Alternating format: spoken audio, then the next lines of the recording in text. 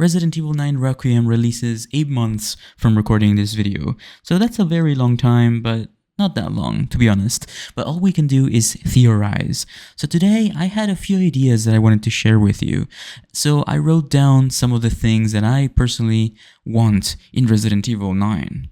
Classic Resident Evil games thrived on a sense of claustrophobic dread, limited ammunition, and save points. Modern entries, especially Resident Evil 2 Remake, successfully revived this through tight level design like the RPD station and the methodical progression.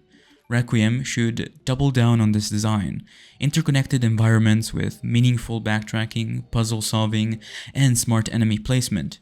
While Resident Evil 4 Remake masterfully balances action with horror, it occasionally drifts into spectacle over suspense. In my personal opinion, Resident Evil Requiem should prioritize survival horror above all else, in the ways of sound design, lighting, and pacing, before action sequences. Drawing from the slow burn terror of Resident Evil 1 Remake and Resident Evil 7, the game could start with limited combat and gradually empowering the player, preserving vulnerability and tension throughout. I, for one, would love to see preset item locations such as ammo and other cool things like that. Resident Evil 4 Remake had nothing of the sort.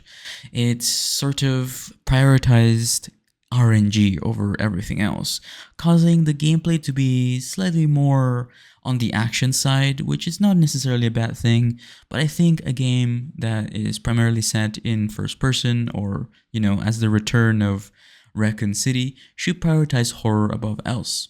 We already know that Grace Ashcroft, the main playable character, is someone who does have firearm training under her belt, but is still someone who isn't used to action or horror settings for that matter. I return to more classic inventory systems like the inventory in Resident Evil 2 and Resident Evil 3, or the item box strategy of earlier titles, fosters player decision making and heightens survival elements.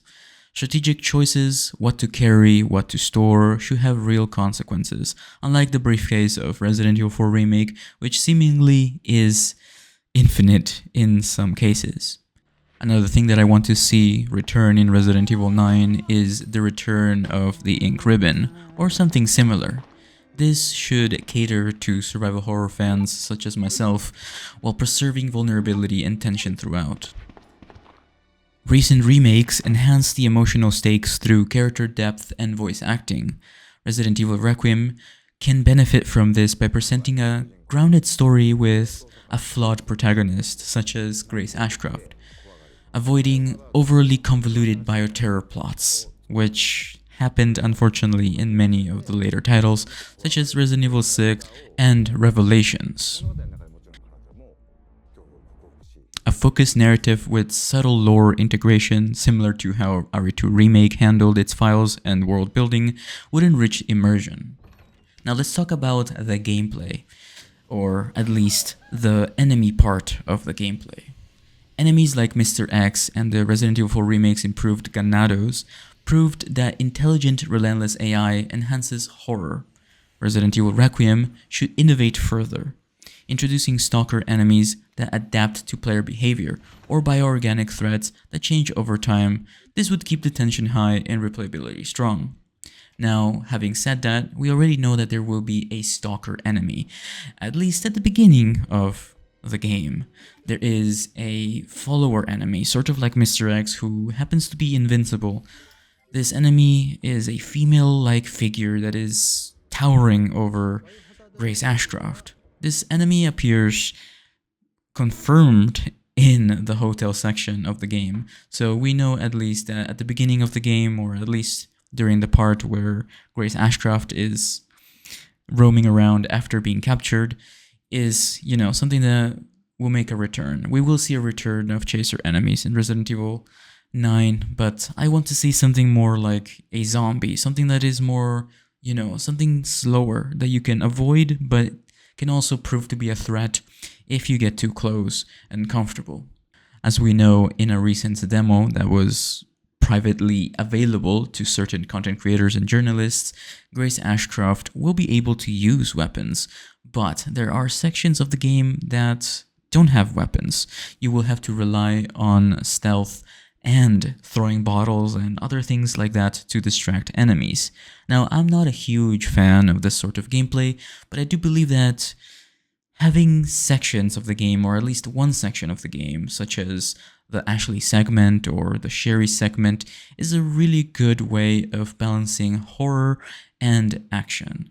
Overall, Resident Evil 9 Requiem should focus on limited resources, fixed item locations, difficult puzzles, a focus on the survival horror aspect, a persistent chaser enemy like Mr. X, someone that does follow you through certain segments of the game, but also evolves and has lore implications and matters to the story. My theory currently, as I'm recording this video without knowing anything about the game other than what has been shown through demos and trailers, is that the chaser enemy will be Alyssa Ashcroft. This could be huge because the main character of Resident Evil 9 Requiem is Grace Ashcroft. So having this sort of plot could be very interesting to see. Something similar to Silent Hill 2 Remake, where the character discovers themselves as they progress through the game. James Sunderland appears to be a fragile, innocent man that is looking for his missing wife, but slowly spirals and devolves into what is truly the real villain of the game, as it turns out.